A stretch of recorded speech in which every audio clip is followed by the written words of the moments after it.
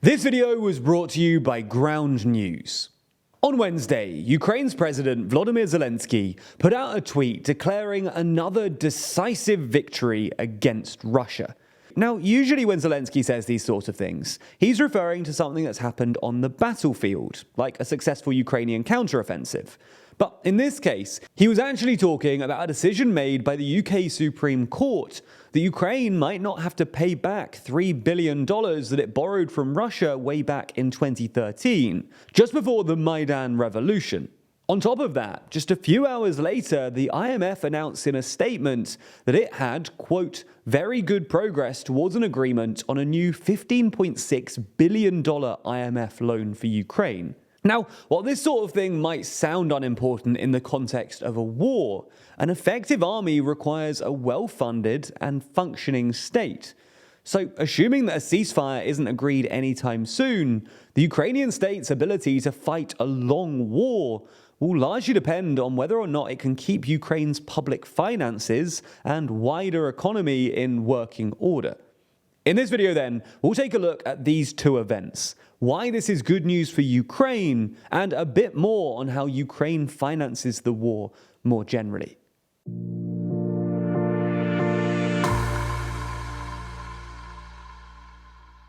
Let's start by taking a look at the $3 billion that the UK Supreme Court said that Ukraine wouldn't have to pay back Russia. To understand this, you have to go back to 2013, when Ukraine was ruled by Viktor Yanukovych.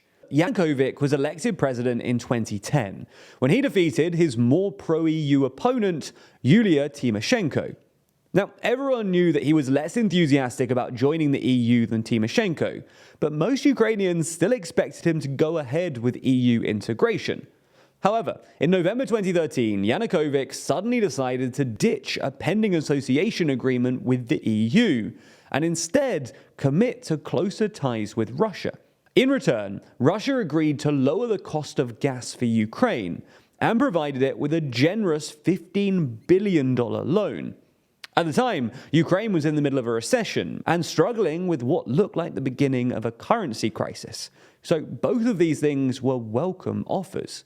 Anyway, what was interesting about this $15 billion loan was that the money was lent via bog-standard public bonds. Basically, instead of Russia privately giving Ukraine the money, Ukraine would issue a bond on the international bond market at a value so cheap no one else would buy it, and then Russia would buy it instead. And that's exactly what happened in December 2013, when Ukraine put a $3 billion bond on the Irish stock market with a 2-year maturity and a 5% interest rate. Now, we're not going to get into the specifics of the bonds right now, but all you need to understand is that this was a very cheap bond, and that only the Russians could possibly be interested in buying it. And, well, that's exactly what happened. However, the other interesting thing about this bond was that it included an unusual clause specifying that if Ukraine's debt to GDP ratio went above 60%, then Ukraine would immediately have to pay back the bond. At the time, Ukraine's debt to GDP ratio was just 40%, and few people thought that it would get to 60% in the 2 years required anyway. Now, the reason this clause was included in the first place was that it essentially made the loan contingent on Russia's goodwill. That's because if Russia were to, say, annex Crimea and provide backing to separatists in Donbass, which is exactly what they ended up doing, then Ukraine's debt to GDP ratio would immediately rise above 60%, forcing Ukraine to pay back the loan. This is because, A, Ukraine would spend a whole load of money mobilizing an army to resist Russian interference, and B, because Crimea and Donbass together make up something like 15% of Ukraine's GDP, so losing them would push Ukraine's debt to GDP ratio up, assuming that Russia didn't magnanimously decide to take on any of Ukraine's debts. Anyway, as we alluded to, this is exactly what happened, and Russia told Ukraine that they had to pay back the $3 billion. Unsurprisingly, Ukraine refused, and the issue went to court. Weirdly enough though, because it's a public bond, and boilerplate bond disputes are resolved via English courts, this dispute went to the UK's Supreme Court, which ruled on the issue on Wednesday. In their ruling, they granted Ukraine's appeal against the bond's repayments, on the grounds that it was sold under duress.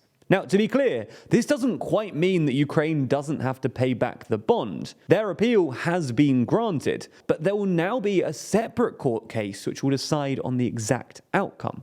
Regardless though, this is still clearly good news for Ukraine. Even if $3 billion isn't exactly a life-changing amount of money in the context of a war which has forced the Ukrainian state to run at something like a $5 billion deficit every month, the ruling does still put Russia on the wrong side of the law, yet again, and symbolically reasserts Ukrainian sovereignty. On top of that, on the very same day, the IMF announced that it had made good progress on a proposed $15 billion loan for Ukraine, which has been in negotiations since December. The IMF has already loaned Ukraine $1.3 billion under their food relief program, as well as cancelling $2.7 billion worth of outstanding debts in December. But they have been wary of committing to a new financing program because the IMF is only supposed to loan to countries if they think they'll be able to pay back their debts. And, well, it's not obvious that Ukraine qualifies under this requirement. To get around this, in December, the IMF created what's known as a Program Monitoring with Board Involvement, or PMB, which basically means that they're taking into account the fact that Ukraine will be financially supported by the West. This is good news for Ukraine, because Kyiv is currently running at a monthly deficit of $5 billion, and post-war reconstruction costs will probably run into the hundreds of billion dollars. And even though Kyiv has cut spending on non-military public services by about 30%, and simplified its tax system, increased defense spending, and an 80% drop in tax revenues have created a massive black hole in Ukraine's finances, which is currently just being filled by Western aid. Now, fortunately for Ukraine, they've been able to receive $38 billion in direct financial support from foreign countries and international financial institutions since the onset of the war, mostly from the US and EU. But if public support for Ukraine wanes, as it seems to be doing in parts of the US, then the IMF's newfound willingness to help out might prove crucial. And this could be especially true when it comes to post-war reconstruction. Once the war ends, rebuilding Ukraine will cost at least $200 billion, and possibly over $1 trillion, according to some estimates from the end of 2022. Now, it's at least possible that Western publics will feel less enthusiastic about sending money to Ukraine once the war is over. And that's exactly where institutions like the IMF come into play. You get the idea then. If the IMF does end up agreeing to this loan, then it could bode well for Ukraine's economic prospects going forward. So this Supreme Court ruling and the potential for a major IMF loan are certainly the major wins that Zelenskyy promised in his tweet. This might not be a recaptured town or success on the battlefield necessarily, but this is important if Ukraine's fight is going to continue and if they're going to see success in the future. If you do want to track the success of Ukraine on the battlefield though, the best, most accurate and least biased way of doing so is through ground news. Now, we all know that algorithms work behind the scenes to determine the information that we see online. So ground news was created to give you access to as many diverse perspectives as possible. That makes ground news a website and app which can help you actively burst your media bubble. It lets you compare how breaking news stories are being covered across the political spectrum. For every news story, you can see the number of sources reporting, as well as the political bias of those sources.